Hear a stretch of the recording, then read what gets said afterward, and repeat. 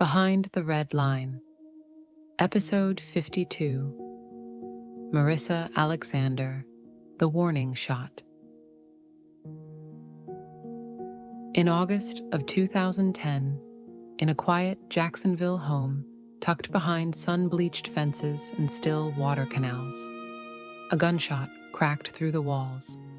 A single bullet, a single moment, a woman standing alone against a lifetime of fear. This is the story of Marissa Alexander, a woman who fired a warning shot during a violent confrontation with her estranged husband. No one was hit, no one died, but Florida wanted to put her away for 20 years. And what followed wasn't justice. It was a haunting examination of who gets to survive. Before Marissa became a headline, she was a mother, a professional, a woman navigating adult life the way so many do, balancing work, kids, stress, and the illusion of stability. She had recently given birth. Just 9 days postpartum, her body still healing, her emotions raw, her home tense. Her estranged husband, Rico Gray, had a long documented history of violence. Not whispered, not hidden, not alleged, documented. He had abused women before. He admitted to it in his own sworn statements. He was controlling, explosive, unpredictable. And on that August day, Marissa walked right back into the storm. It was early, Florida heat already heavy. Marissa returned to the house to gather her belongings, items she needed, items she believed she had a right to. She didn't expect violence, but she should have. Within moments, the argument escalated. Rico became enraged, something his past partners said was common. He blocked her from leaving. He threatened her. He advanced toward her. Marissa would later say, "I feared for my life." And if you read Rico's own deposition, you'd understand why. In the chaos, Marissa fled to the bathroom, the worst place someone can run during an assault. There is one way in, one way out, no escape. Rico cornered her there. She said she begged him to let her leave. He refused. There's no camera, no recording, only testimony. But the fear, it's tangible. She managed to slip past him. She made it to the garage. She tried to escape. The garage door wouldn't open. The moment is chilling, the image of a woman pressing a button that doesn't work, hearing footsteps behind her, knowing what's coming.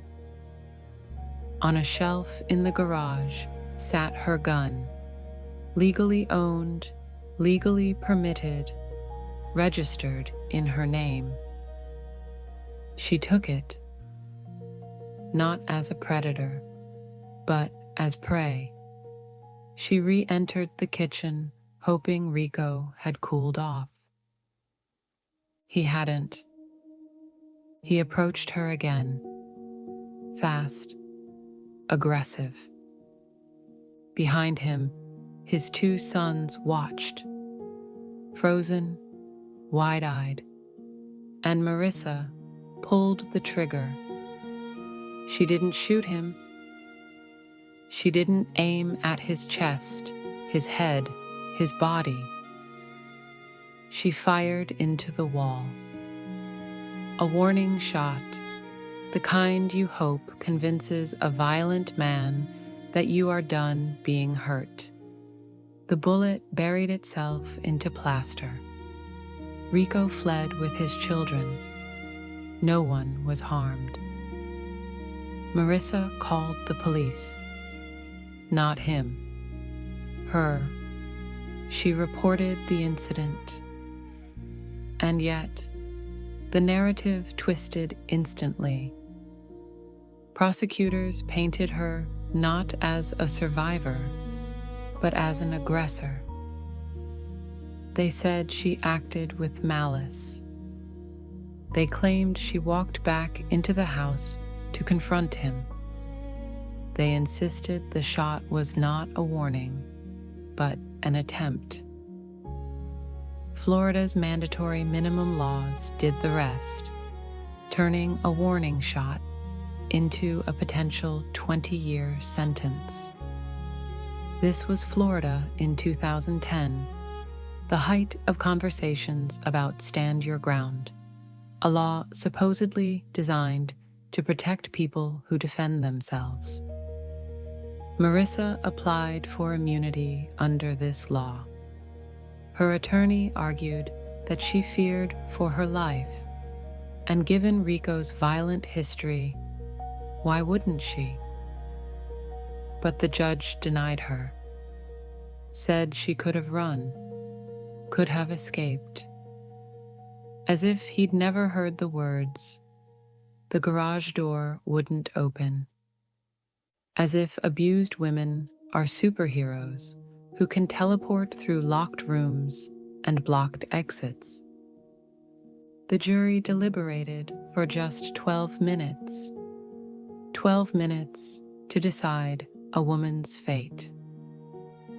They found her guilty of all charges. The mandatory minimum kicked in. 20 years, not for killing someone, not for injuring someone, for firing into a wall. Meanwhile, Rico, the man who admitted under oath to beating multiple women, walked free. It is one of the most haunting examples of how the justice system handles domestic violence, how it handles Black women, how it handles survival. The public erupted.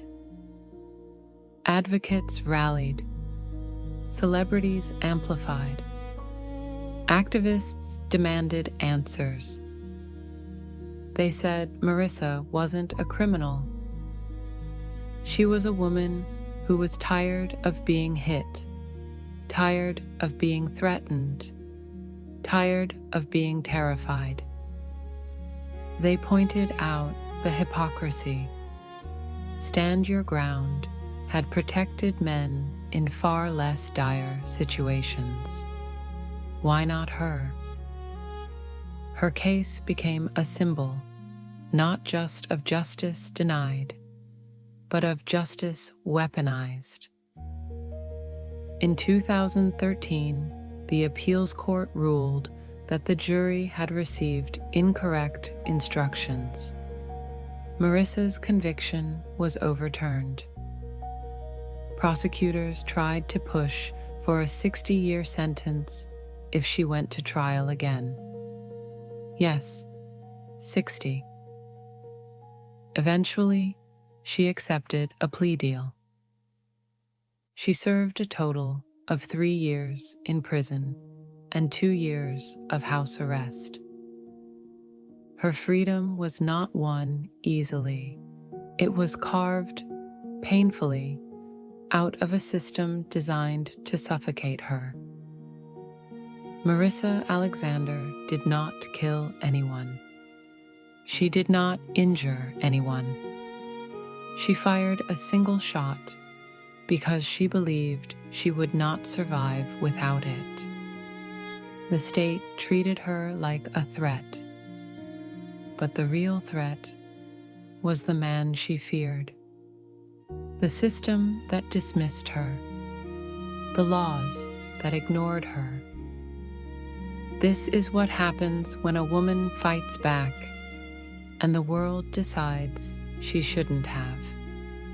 This is Behind the Red Line, Episode 52, The Warning Shot.